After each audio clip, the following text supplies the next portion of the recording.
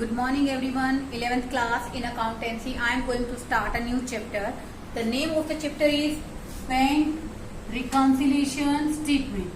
देखो बेटे, पहले मैं आपको इसका एक पर्टिकुलर मीनिंग बताती हूँ कि बैंक रिकंसिलिएशन स्टेटमेंट होता क्या है। तो देखो बेटे, बैंक रिकंसिलिएशन स्टेटमेंट रिकंसाइल होता है किसी चीज को समाधान करना। बैंक समाधान खाता, इसका अर्थ क्या होता है बेटे? देखो बेटे, वी ऑल नो दैट जो बेसिकली बिजनेसमैन है वो बैंक के अंदर करंट अकाउंट खोलता है, आप सबको पता है। लेकिन हम सब क्या है बेटे, हाउस होल्ड है, हम कस्टमर्स हैं, तो हम बेसिकली हम एज ए हाउस होल्ड हम लोग खोलते हैं बेटे सेविंग अकाउंट। बैंक के अंदर जो ट्रेडर है बेटे वो हमेशा क्या खोलता है, करंट अकाउंट। करंट अकाउंट इसलिए क्योंकि बेटे उसको किसी भी टाइम बहुत ज्यादा पैसा विड्रॉ करना पड़ सकता है, कभी भी उसके पास बहुत ज्यादा अच्छी ज्यादा पेमेंट आ जाती है जिसको वो अपने बिजनेस में रखना सेफ नहीं समझता। तो इस कारण से बेटे वो क्या खोलता है, करंट अकाउंट। तो बेटे मैंने आपको कैश बुक में सिखाया था कि एक ट्रेडर क्या करता है, कैश बुक प्रिपेयर करता है। तो जब वो कैश बुक प्रिपेयर करता है तो डबल कॉलम कैश बुक के अंदर वो कैश और बैंक दोनों कॉलम प्रिपेयर करता है। ठीक है बच्चों। तो बेटे कई बार क्या होता है, जब बैंक रिकंसिलिएशन स्टेटमेंट है वो क्या करती है बेटे, कई बार बेटे बहुत सारे कारणों से क्या होता है कि हमारी कैश बुक का जो बैंक कॉलम है और जो पासबुक का बैंक कॉलम जो कि कौन प्रिपेयर करता है, बैंकर्स प्रिपेयर करते हैं, उनका बैलेंस आपस में मैच नहीं करता है। समझे मेरी बात?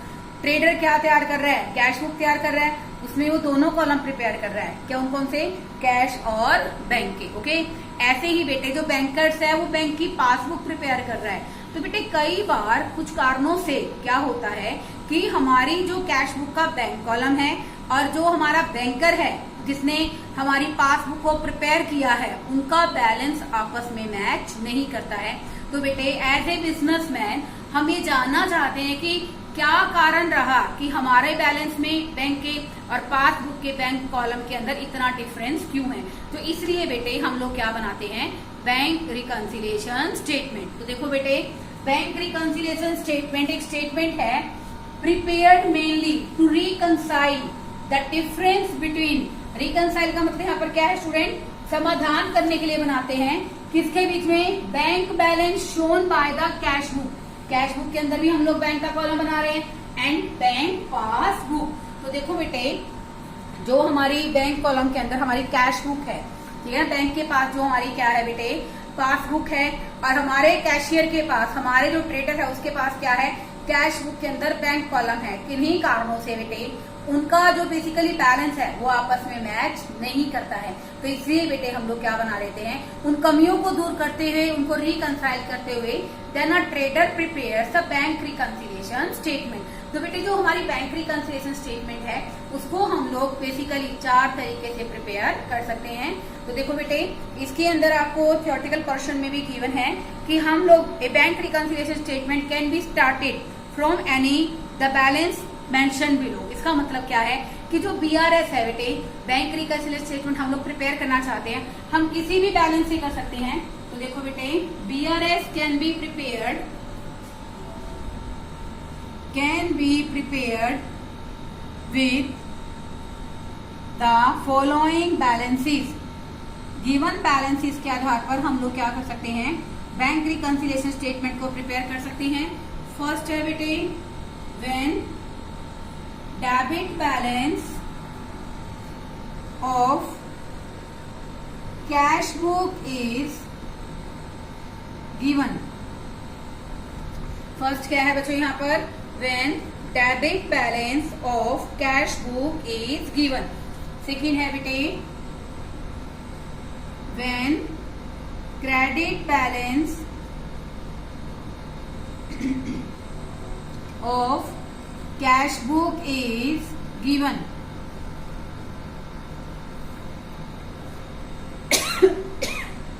तो देखो बेटे, इसके अंदर जो सी ऑप्शन है वो क्या है, when debit balance of passbook is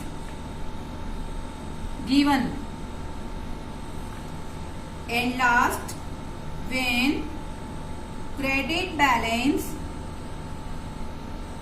of passbook is given. Okay, तो देखो बेटे हमारी कैश बुक का हमेशा डेबिट बैलेंस क्या होता है बच्चों, फेवरेबल। तो ये बैलेंस कौन सा होता है बच्चों, फेवरेबल बैलेंस। क्रेडिट बैलेंस क्या होता है बच्चों, अनफेवरेबल। क्या होता है बच्चों, अनफेवरेबल बैलेंस। ऐसे ही बेटे आप सबके बेटे बेसिकली बैंक अकाउंट्स भी हैं, आपके पेरेंट्स के भी बैंक अकाउंट्स हैं। तो बेटे आप कभी भी देखना, जब आप वहां पैसा डिपॉजिट कराते हो क्या आता है, there is a credit balance in your account ₹1000। आपके अकाउंट के अंदर 1000 रुपए जमा हो गए हैं। तो क्रेडिट क्या होता है बेटे, बैंक का पॉजिटिव होता है, यानी कि फेवरेबल है।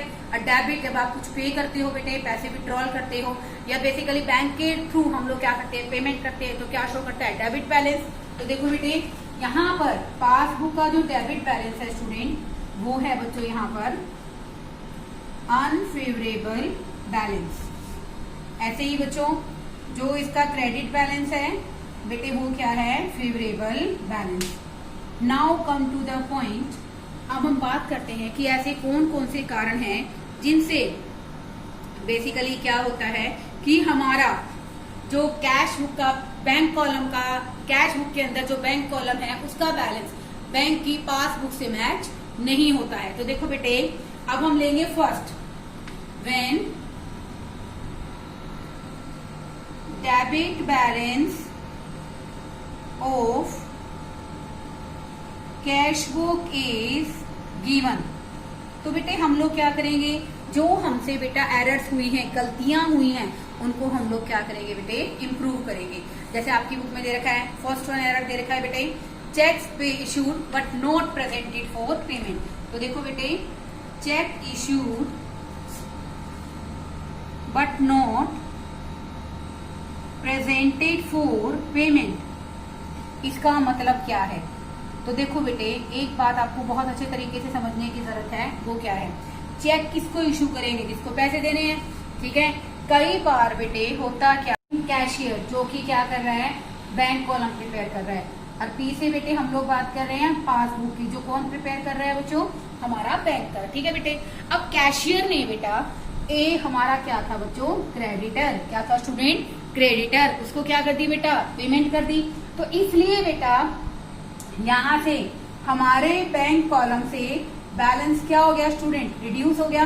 क्या हो गया बच्चों, रिड्यूस, क्योंकि हमारे ट्रेडर ने क्या किया या हमारे कैशियर ने किसी को पेमेंट करनी थी, क्रेडिटर को, उसको पेमेंट कर दी बेटे, तो उसने बैंक कॉलम से उतना अमाउंट क्या कर दिया बच्चों, डिडक्ट कर दिया। लेकिन बेटे कई बार क्या होता है कि आपने चेक के थ्रू पेमेंट कर दी है, ठीक है, आपने उसको चेक दे दिया, लेकिन जो क्रेडिटर है बेटे कई टाइम तक वो चेक लेके नहीं पहुंचता है बैंक के पास, और बैंक का बैलेंस एज इट इज रहता है, बैंक के बैलेंस में कोई चेंज नहीं आता है। तो उस केस के अंदर बेटे हम लोग क्या करेंगे, हमें यहाँ पर कैश बुक का बैलेंस गिवन है, मैंने कहा ना हमारा फर्स्ट ऑप्शन क्या है, in this question debit balance of cash book is given.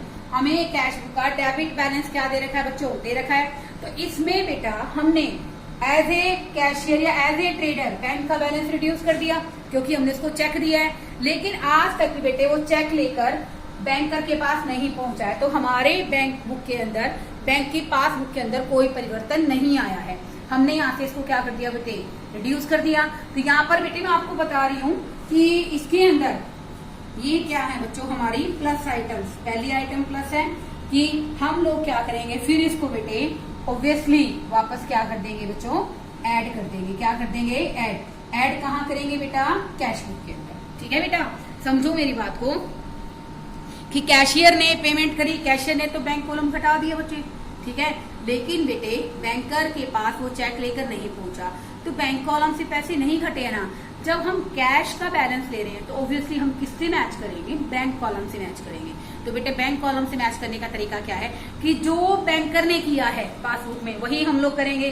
तो बैंकर ने बेटा यहाँ पर पैसे माइनस नहीं किए हैं, क्योंकि अभी तक क्रेडिटर चेक लेकर नहीं पहुंचा है, तो हम बेटे इस पैसे को वापस क्या कर देंगे, कैश बुक में ऐड कर देंगे। तो बेटे ये हमारी कौन सी आइटम है, प्लस आइटम। आगे देखिए बेटे सेकेंड पे का बेटा हमें दे रखा है credit made by the bank for interest. देखो बेटे इसका मतलब क्या है, credit made by the bank for interest. ऐसे बेटे थर्ड दे रखा है customer directly deposited, customers directly deposited in our bank accounts. Okay, हमारे बैंक अकाउंट में डायरेक्टली क्या करा दिया। पहले ये आइटम देखिए बच्चे, ये भी प्लस की है, ये भी प्लस की। कैसे? Credit made by the bank for interest. Credit दिया है हमें बैंक ने। बैंक आपको कब देगा पैसे क्रेडिट करके? ऑब्वियसली जब आप बैंक में पैसे जमा कराओगे। आपने बैंक के अंदर पैसे या तो जमा कराए हैं, या बैंक ने आपको क्रेडिट क्यों दिया है कि आपके पैसे बैंक के अंदर जमा है और बैंक उस पर आपको क्या दे रहा है? इंटरेस्ट दे रहा है। ठीक है बच्चों, क्या दे रहा है? इंटरेस्ट दे रहा है। तो उस केस के अंदर बेटे हमारे पासबुक के अंदर बैलेंस क्या हो गया होगा बच्चों? बैलेंस इंक्रीज हो गया होगा। ठीक है बेटा, तो हमें तो पासबुक से मैच करना है। कैश का बैलेंस है मेरे पास, I have to match with the passbook. तो मैं भी यहाँ पर बेटे इसको क्या कर दूंगी? ऐड कर दूंगी। ठीक है बेटा, आगे देखिए, customer directly deposited the in our bank account. कई बार बेटे क्या होता है कि बैंकर्स के पास बैंक में डायरेक्टली हमारा कस्टमर चला गया और उसने बोला भी 2000 रुपए इसके अकाउंट में जमा करने हैं, कर दो जी। बैंक कर देगा, बैंक को क्या प्रॉब्लम है?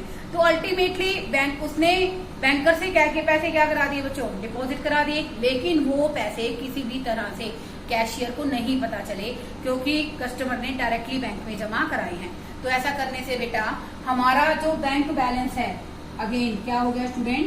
बैंक जो बैलेंस है वो बेटे हो जाएगा हमारा इंक्रीज। क्या हो जाएगा बेटा? इंक्रीज। तो बेटे अल्टीमेटली आप भी यहाँ पर कैश बुक के अंदर एज ए कैशियर इसको क्या कर देंगे बेटा? ऐड कर देंगे। आगे देखिए, interest and dividend collected by the bank. अब देखो बेटे इसका मतलब क्या है? कई आप सबको पता है बेटे बैंक हमें बहुत सारी तरह की फैसिलिटीज प्रोवाइड कराता है। तो कई बार क्या होता है कि हमारा जो बैंक है बेसिकली जैसे डिविडेंड है, रेंट है, हमारे कलेक्टर देता है। ठीक है ना, तो हम यहाँ पर लिख सकते हैं ना, rent and dividend collected by the bank. Rent and dividend या फिर कोई कमीशन है बेटे, collected by the bank, collect कर लेगा बैंक। तो बेटे उस केस में क्या होगा? ऐसा करने से बेटे भाई हमारे बैंक का बैलेंस ऑलरेडी बढ़ गया, तो हमें तो बैंक के अकॉर्डिंग काम करना है। अगेन हम लोग क्या करेंगे बेटे? इसको प्लस कर देंगे, ऐड कर देंगे। कई बार बेटे एक पॉइंट और होता है इसके अंदर, cheques paid into bank but omitted to be recorded in a cash book. अब इसका मतलब यहाँ पर क्या है बेटे कि हमने बेटा एज ए ट्रेडर बैंक में चेक डालने के लिए दिया, बैंक में चेक दे दिया बेटा। कई बार गलती से हम लोग बेटे कैश बुक के बैंक कॉलम के अंदर चेक को ऐड करना भूल जाते हैं, तो हम भूल गए भाई। ठीक है, तो अब हमने बैंक में चेक जमा करने के लिए भेज दिया, तो ऑब्वियसली बैंक के अंदर चेक क्या हो गया? ऐड हो गया। और जो बैलेंस है बेटे वो क्या हो गया स्टूडेंट? इंक्रीज हो गया। तो हम भी बेटे यहाँ पर बैलेंस को क्या कर देंगे बच्चों? ऐड कर देंगे। तो बेटा ये हमारी बैलेंसिंग आइटम में हमारी ऐड की, हमारी प्लस की टर्म्स हैं कि हम इनको प्लस क्यों करेंगे। देखो बेटे आप इसका बेसिक समझिए कि क्यों प्लस कर रहे हैं, फिर मैं 2-3 आपको माइनस की टर्म्स बताती हूँ। आज सिर्फ इस वीडियो के अंदर मैं कोशिश यही करूंगी कि आप क्वेश्चन नहीं करें। ठीक है ना, मैं आपको क्वेश्चन नहीं करवा रही, सिर्फ आपको फॉर्मेट प्रिपेयर करना सिखा रही हूँ। अगर आपको फॉर्मेट आएगा तो ऑब्वियसली आप लोग क्वेश्चन भी बहुत आसानी से कर पाएंगे। अब देखो बेटे इसके अंदर there are some items which we have to deducted. देखो बेटे जैसे क्या होगा, फर्स्ट इसमें यहाँ पर चेक इशू किया, पेमेंट के लिए नहीं पहुंचा, हमने इसको वापस ऐड कर दिया। Credit made by the bank, bank ने पैसे डिपॉजिट कराए, कैशियर को नहीं पता, तो क्या हुआ? पासबुक का बैलेंस बढ़ गया, मैंने इसको वापस क्या कर दिया? यहाँ पर इसमें भी ऐड कर दिया।